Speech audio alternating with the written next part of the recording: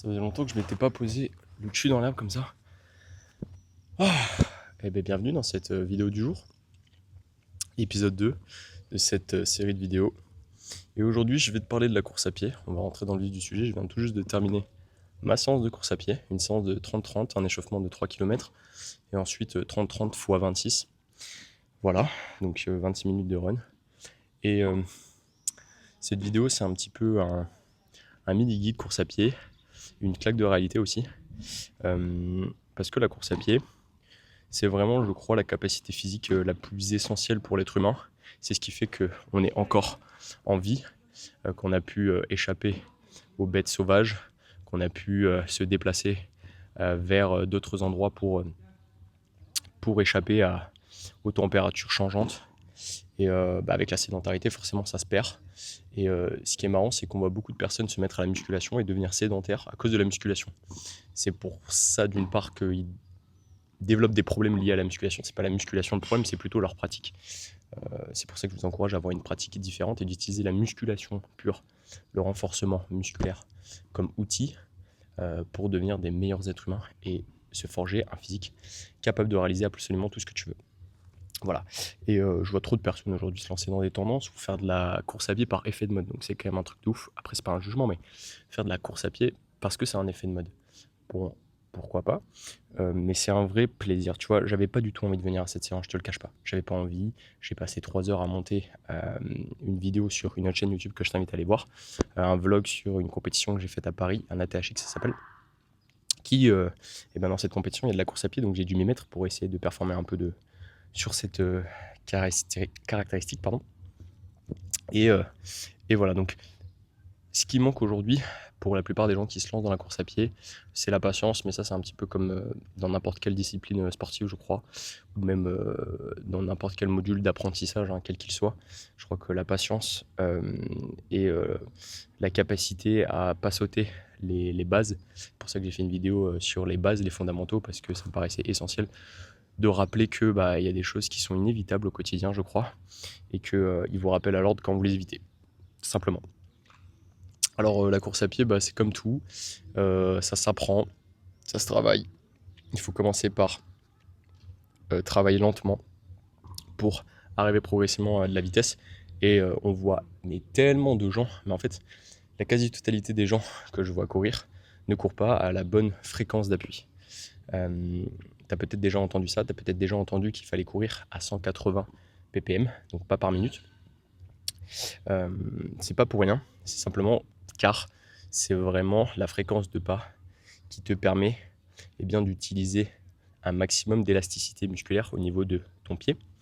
Et auquel cas, si tu réduis cette fréquence de pas, l'impact sur l'articulation va être beaucoup plus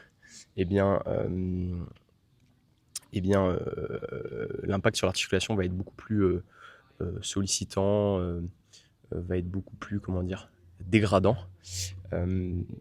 car en fait, il n'y a pas d'élasticité, il n'y a pas d'appui, il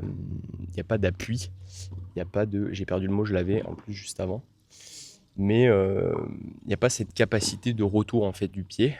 Donc en fait, c'est comme si tu relâchais complètement une excentrique pendant que tu es en train de faire un exercice. Enfin, comme s'il n'y avait pas d'excentrique, forcément, tu te prends la charge sur toi. C'est pareil avec l'impact que tu vas mettre dans le sol. Et voilà, c'est un problème parce que déjà au niveau musculaire, du coup, ça crée des gens qui courent à des allures qui ne sont pas bonnes, à une fréquence de pas qui n'est pas bonne, et sur des intensités qui ne sont pas bonnes, et des distances. Donc souvent on voit des gens se dire ouais, moi je vais aller faire 5 km là aujourd'hui, je vais aller faire mon 10 kg, je vais aller faire mon truc machin, alors qu'ils n'ont même pas la capacité de courir 30 secondes à 180 pas par minute, et que si on leur demandait de le faire, je le sais parce que je l'ai fait à titre personnel, et pourtant avoir un niveau sportif quand même assez avancé, j'ai eu énormément de mal à me réussir à me caler sur ce rythme de 180 pas par minute. Alors si tu l'as pas encore fait, c'est le moment de t'y mettre, c'est le moment de commencer.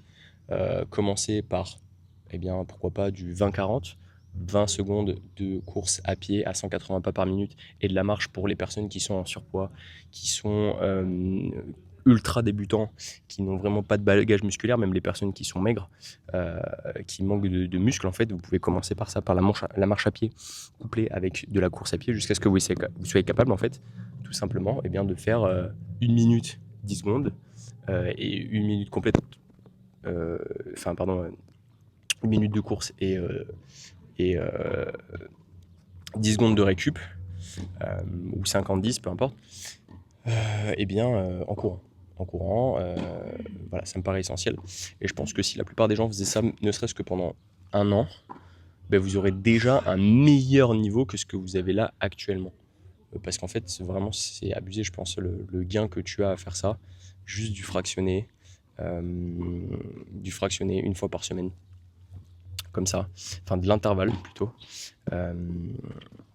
Et voilà. Donc aussi, il y a la mode un petit peu de tout ce qui est endurance fondamentale.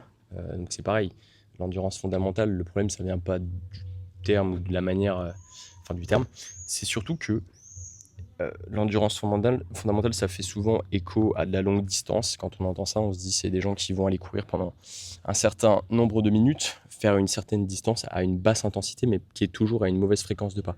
Donc ce qui fait qu'en fait, plus tu rallonges ta course, ton temps de course, plus tu vas faire de pas. Donc plus tu vas faire de pas, plus tu vas cumuler de l'impact, donc plus tu vas surcharger tes tendons, notamment, et plus tu risques de te blesser, de te faire mal. Donc je pense que dans un premier temps, avant de faire des exercices farfelus que tu vois sur les réseaux sociaux pour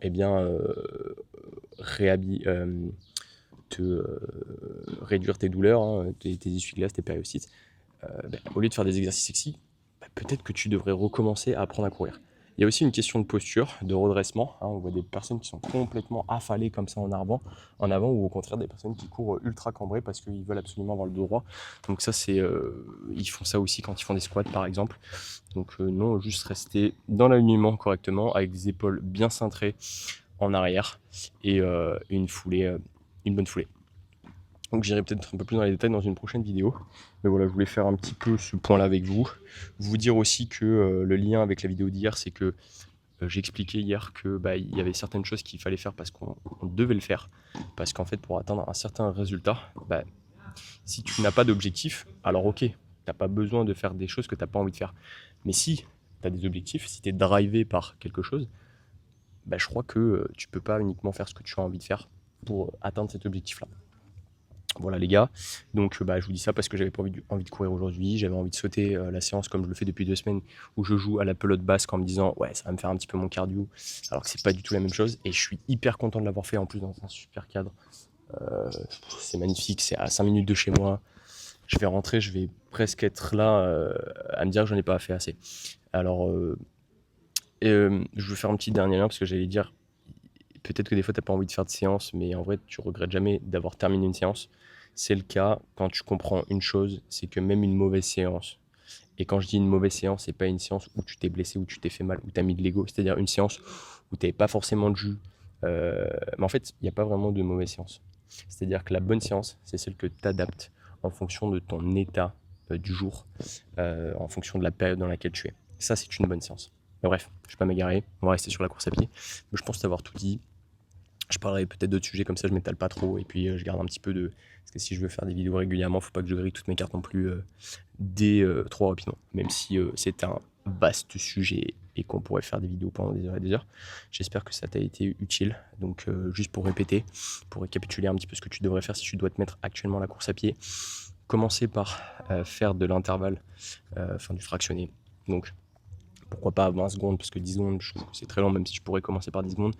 20 secondes de course à pied, donc à 180 pas par minute. Ok. Ah oui, très important que j'ai failli oublier.